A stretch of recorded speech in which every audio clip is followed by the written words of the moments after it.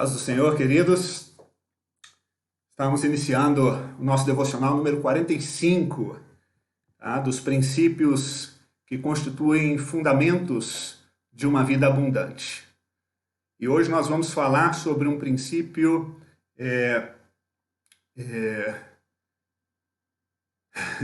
que às vezes é compreendido como uma atividade, mas eu gostaria de tratá-lo juntamente contigo a partir de uma perspectiva principiológica, tá? Ou seja, a partir de um entendimento que trata-se de algo aplicável à nossa vida prática. Então, por gentileza, vai entrando, coloca aí o seu nome, a paz do Senhor, Valtemir, Andréia, paz querida, linda, maravilhosa, e eu espero que outros irmãos consigam acessar. O link já foi colocado no grupo da igreja, de modo que nós vamos dar início ao nosso devocional dessa noite, tá bom? Eu quero fazer a leitura de um texto bíblico como fundamento para a reflexão que vamos traçar. Tá? E esse texto é um texto assim amplamente conhecido, certamente todos os irmãos conhecem, e nós vamos usá-lo nessa noite como fundamento aqui da nossa reflexão. Tá bom? Estou olhando aqui no chat, nós temos alguém mais que entrou, deixa aí o seu nome, manifeste-se, viu? Vamos interagir, vamos compartilhar e vamos crescer juntos, estudando a palavra, tá? Todos são muito bem-vindos para nosso devocional de número 45. Estamos numa caminhada boa, hein? Uma caminhada boa e vamos continuar, tá? Vamos continuar. A consistência é que faz a diferença, tá certo? Então, amados, vamos lá, sem mais demoras, sem mais delongas, tá aqui o texto bíblico para nossa leitura, tá? O tema é discipulado. Eu me lembrei, desculpa a minha... as figuras de linguagem que eu acabo utilizando, eu acho que, de certa forma, nos ajudam, nos remetem a alguns conceitos, nos ajudam a elucidar alguns pensamentos, né? Então, coloquei assim, discipulado, eu sou você amanhã. Tá? Tem muito a ver com discipulado essa frase, por mais que nós a conheçamos de um outro contexto, né? De um outro contexto que não se relaciona com o que vamos falar hoje. Mas pensa nisso, discipulado, eu sou você amanhã. Bom, essa é a essência do discipulado. E discipulado, veja bem, vamos tratar disso como um princípio. Tá? A palavra de Deus, em Mateus 28, 19 e 20, ela nos fala o seguinte: Ide, portanto, fazei discípulos de todas as nações, batizando-os em nome do Pai, e do Filho, e do Espírito Santo, ensinando-os a guardar todas as coisas que vos tenho ordenado. E eis que estou convosco todos os dias até a consumação do século. Bem, queridos, sabemos que são palavras proferidas por Jesus aos discípulos após a sua ressurreição, antes de Jesus ascender definitivamente aos céus. Podemos dizer que foram as últimas palavras de Jesus que ele disse pessoalmente aos seus discípulos. Tá? E algumas considerações importantes aqui para a gente nessa noite sobre o discipulado. Em primeiro lugar, o texto ele tem, obviamente, na sua sintaxe, ou seja, no estudo da estrutura das palavras dentro do texto, ele tem uma ênfase. E é importante entendermos isso, por quê? Porque, conforme entendemos isso, nós podemos responder de maneira apropriada, de maneira certa. Tá? Então, a ênfase desse texto, ao contrário do que muitos pensam, não é o primeiro verbo, ide. As pessoas pensam que é o ide. Qual que é o problema disso? Quando pensamos assim, dá a entender que esse mandamento tão fundamental aos cristãos se refere a profissionais, a, de repente, missionários, tá? E pastores, profissionais no ministério, pessoas que servem de tempo integral. Por quê? Se entende assim? Porque o id significa alguém que tenha tempo disponível e integral para ir a algum lugar, largando tudo para se dedicar unicamente a fazer discípulos. Aí é que está o problema. Não é essa a ênfase, o verbo principal, a ênfase que o texto propõe. A ênfase que o texto propõe está no verbo fazei. Na verdade, esse primeiro verbo, que muitas vezes entendemos como se fosse um mandamento, um imperativo, na língua original, ele não está conjugado no modo imperativo. Então, é um equívoco de tradução. Ele está equivocado no modo particípio. Tá? Ele está... ele está no texto como uma ideia secundária. E a ideia primária é fazei discípulos. Esse verbo sim, na língua original, se encontra no modo imperativo, ou seja, é um mandamento realmente. É onde Jesus estava colocando ênfase, fazei discípulos.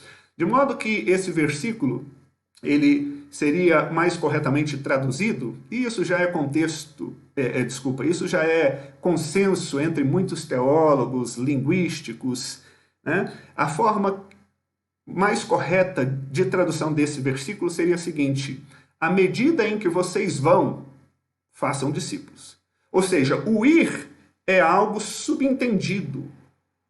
Por quê? Porque o ser humano está cotidianamente indo e vindo a algum lugar, ao mercado, à escola, ao trabalho, à feira, à praça, não é? à casa de pessoas conhecidas, etc.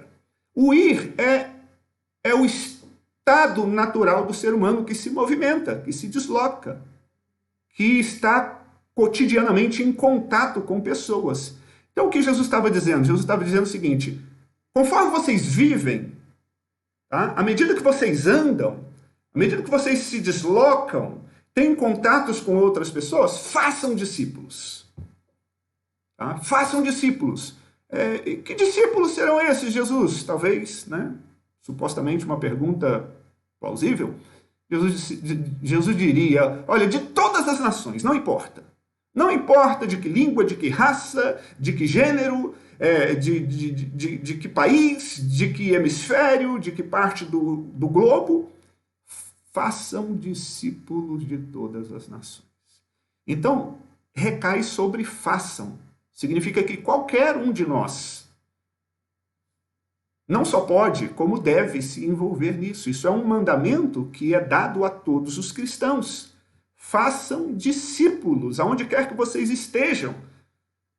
Tem gente que talvez vai de férias para as ilhas do Pacífico, façam discípulos, se tiver oportunidade. Tem gente que talvez vá à casa do vizinho, né, para, sei lá, um café, um bate-papo, façam discípulos.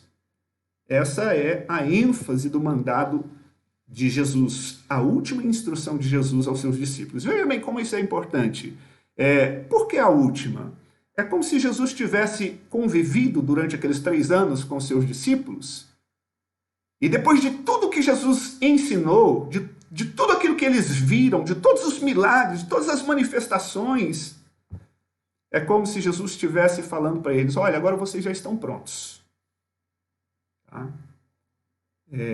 Todas as coisas que aconteceram com vocês durante esses 3 anos é para que chegasse hoje aqui e eu pudesse dizer a vocês: agora vocês vão e contem a todas as pessoas aquilo que vocês viram, ouviram, aquilo que vocês viveram durante esses 3 anos que eu estive convosco. Então, era a síntese de tudo aquilo que Jesus fez. Jesus fez tudo o que fez para que chegasse naquele último instante e ele falasse: vão e façam discípulos. Ou seja, todos os esforços de Jesus foram canalizados para esse último instante, para a atividade de fazer discípulos. E essa é a atividade mais importante. Na verdade, o motivo de tudo aquilo que fazemos como igreja. Para que hajam discípulos, para que surjam discípulos, para que discípulos se multipliquem. Tá? Então, isso é interessante. E aí, né, entendendo isso, queridos irmãos, nós precisamos saber que discipulado não é uma atividade, é um caminhar, é um modo de vida. Tá? Às vezes a gente marca, né, uma atividade na igreja e chama aquilo de discipulado. Tem um discipulado e tal. Como se discipulado fosse unicamente aquilo. Como se discipulado se resumisse a uma atividade, a um estudo bíblico. Enquanto não é. Tá? Um estudo bíblico pode fazer parte do discipulado. Discipulado é uma ideia maior, que inclui muitas coisas, principalmente relacionamento. Discipulado é relacionamento, meus queridos irmãos. Discipulado é caminhar com pessoas. Discipulado é ter a intenção de utilizar das nossas conexões, dos nossos relacionamentos, das nossas amizades, para propagar o nome de Cristo, para anunciar as boas novas de Cristo. E isso flui de forma muito mais natural do que quando fazemos isso como um evento, como uma atividade. Agora eu vou para o evangelismo, agora eu vou para o discipulado. Ei, peraí, que tal se eu transformar os meus encontros casuais com pessoas em oportunidades para, inclusive, abordar assuntos espirituais, deixar transparecer a fé que há em meu coração, deixar com que a chama do Espírito que arde em mim aqueça os corações gelados de pessoas que não conhecem a Cristo, porém que andam comigo, que convivem comigo. Isso é discipulado. E nós cometemos grande injustiça quando convivemos com pessoas que estão frias, longe da fé, e nós, cheios de Deus, aquecidos pelo Espírito, não compartilhamos esse calor com as pessoas. Então, discipulado, relacionamento, conviva com pessoas de forma natural, converse sobre todos os assuntos, converse sobre o trabalho, sobre a política, sobre o coronavírus, sobre o confinamento, sobre, enfim, família, e em assuntos diversos e distintos. Quando cultivamos uma cosmovisão bíblica, aquilo vai aparecer. Nós vamos tratar desses assuntos a partir de uma perspectiva bíblica, e isso em si já é evangelismo, isso em si já é discipulado. Discipulado é simplesmente não negar quem você é diante das pessoas. Deixar quem você é aparecer realmente, brilhar, para que iluminem aqueles que estão ao seu redor e eles sejam também beneficiados pela sua fé, pela sua devoção, pelo amor que você tem a Cristo Jesus. Então, discipulado é reproduzir vida, reproduzir valores. A vida abundante que você tem por ter Jesus Cristo, por ter o Espírito Santo, por conhecer a palavra de Deus, essa vida ela é reproduzida, ela contagia outras pessoas, ela inspira outras pessoas que vão automaticamente assimilar valores, vão assimilar comportamento, né? E gradativamente essas informações vão abrindo a mente da pessoa para que ela deseje a fé, para que ela se interesse pela fé. Né? Então é reproduzir vida. Olha só, uma outra ideia bastante útil é investir em pessoas. Tá? Ou seja, investimento é, investimento em ser influência ou em influenciar pessoas que andam contigo, né? Ou seja, trazer pessoas para perto de nós, para que possamos investir, para que possamos derramar sobre elas a influência do reino de Deus. Tá? Deixar o amor de Cristo, que é abundante, que é extravagante, deixar aquilo fluir através de nós, para que essas pessoas sejam banhadas por essa graça e por esse amor, né? É aquilo que o apóstolo Paulo fala em 1 Coríntios capítulo 11, versículo 1, não é? Ou seja, quando temos pessoas ao nosso redor, o que deve acontecer? Deve acontecer aquilo que Paulo falou aos Coríntios. Ele disse: sejam meus imitadores. Ou seja, observem a maneira como eu ando, a minha maneira de vida, observem as minhas reações, os meus comportamentos diante das situações cotidianas.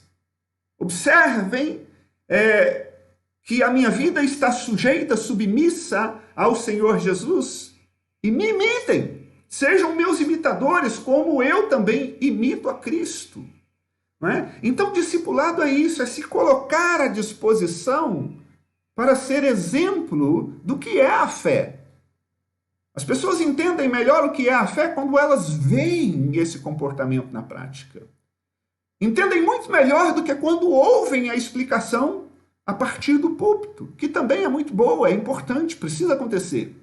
Mas o discipulado é uma pregação prática. Quando nós nos expomos,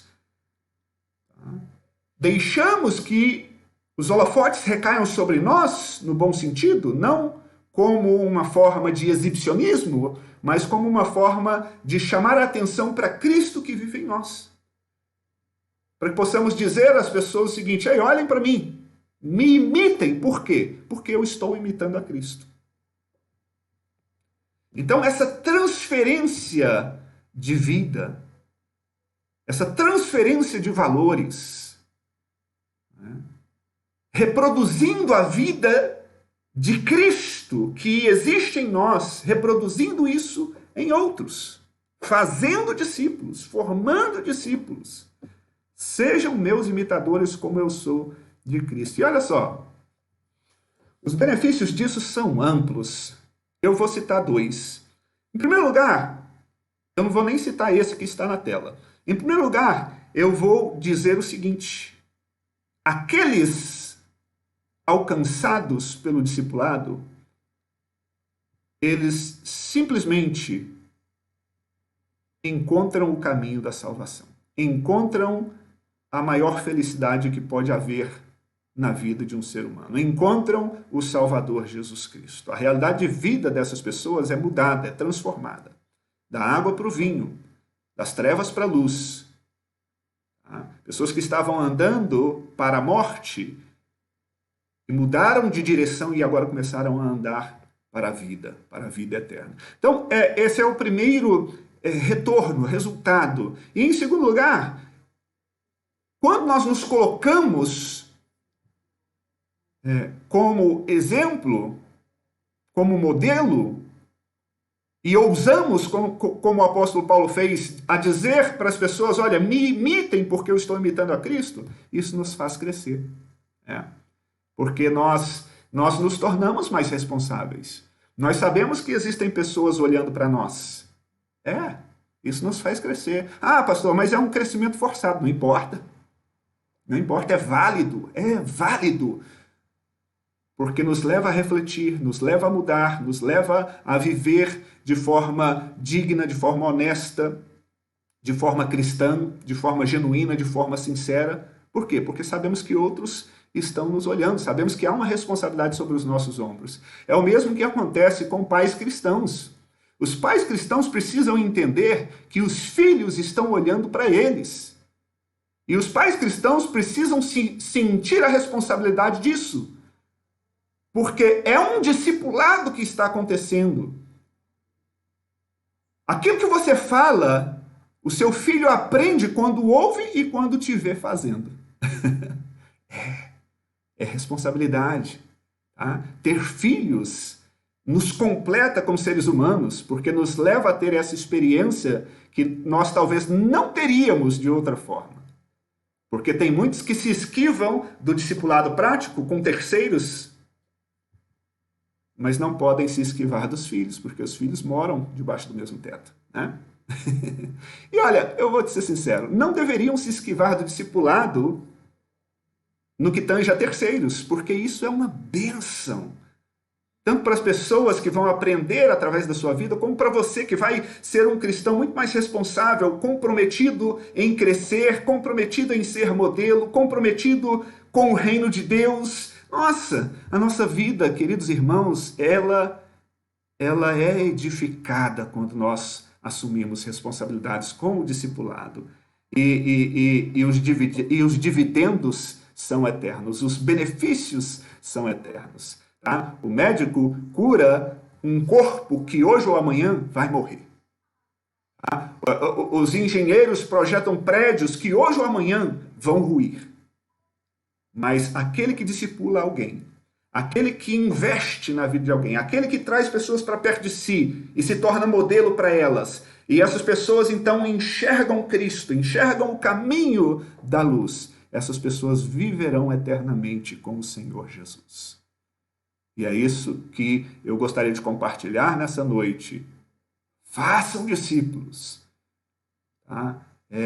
Criem relacionamentos intencionais e se relacione com pessoas que vão aprender contigo, que vão ver o exemplo cristão na sua vida. E dessa forma você vai estar fazendo um investimento que trará dividendos para toda a eternidade. Amém, queridos?